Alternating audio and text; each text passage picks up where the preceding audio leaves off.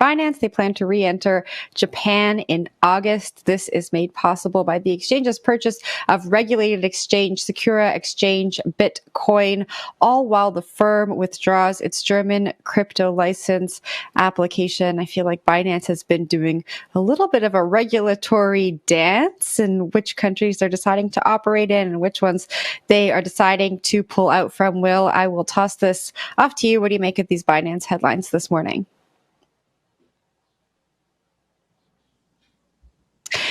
I think we don't. Oh, there's Will.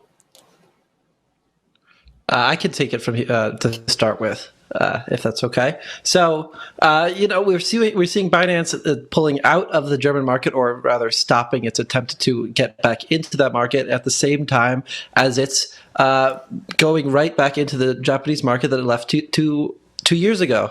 Oh, sorry, we're having technical difficulties. Are we good? All right, we're gonna keep moving forward. So it's not so much a decision of Binance as to whether it should or shouldn't play, as it is the regulator's decision. In Germany, it seems to have read the writing on the wall and decided, well, we're not going to make it through here. Just like in now Belgium and the Netherlands and Austria, we're going to stop applying for this license and get out of Dodge before the regulator tells us to hit the road.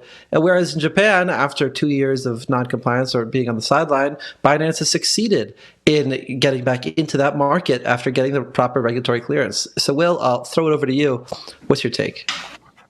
Okay, I'm here now. I think we had some audio problems, but we're going now. Apologies for that, Danny.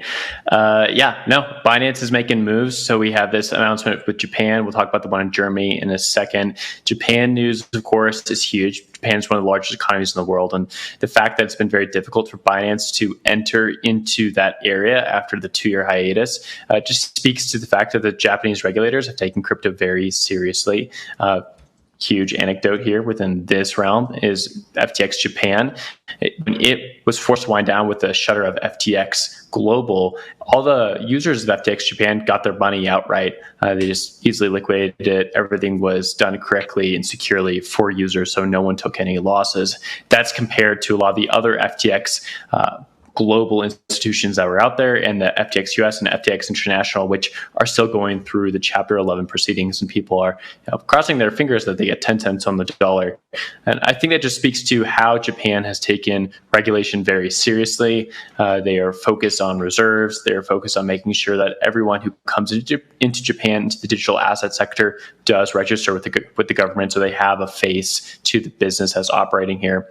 Binance had to pull out 2 years ago, and now they're going to be able to step in by purchasing another exchange. And this is a pretty common tactic, right? Where you maybe don't want to go through like all the hurdles and leaps to be able to get into a new jurisdiction. So you go and purchase someone who already has all the licensing, and then you just replace the business entirely with your own.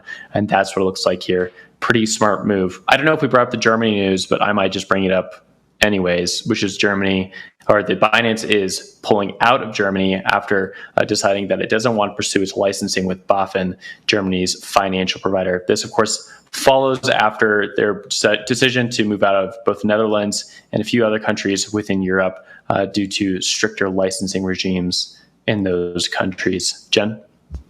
I think Binance's lawyers are very, very hard at work here, trying to navigate, of course, the lawsuit in the U.S., but also figuring out where they can operate without being struck down by the financial regulators there. There are some comments in the article on Germany that said the situation both in the global market and regulation has changed significantly. Binance still intends to apply for appropriate licensing in Germany, but it is essential that our submission accurately reflects these changes. I feel like there are some strategic decisions being made here. Will, just like you mentioned, the acquisition of a firm that's already regulated in Japan is a nice way for Binance to continue operating in some way, shape, or form in the country. And I think that, there's a lot of weighing of the pros and cons of staying in certain countries and leaving certain countries, or staying on the sidelines and waiting to see what regulators are going to do in certain jurisdictions. I think it's important to note in June, CZ said that France will remain the flagship center in Europe for Binance, and that's despite the money laundering probe that's going on there. I think that's kind of indicative of how exchanges might be looking at the European Union under new regulation that's coming out. Of course, once there's new regulation in the EU in 2024, exchanges or firms will just need one license to operate across the entire block, which I think will be interesting. I think we're going to see maybe even more exchanges flock to Europe and try and get licensed there. But that's my take on Binance. You know, they're still keeping their head above water despite these headlines that come out with them. I would say, like, you know, on a weekly basis now, more than a weekly basis. Danny, any final words here?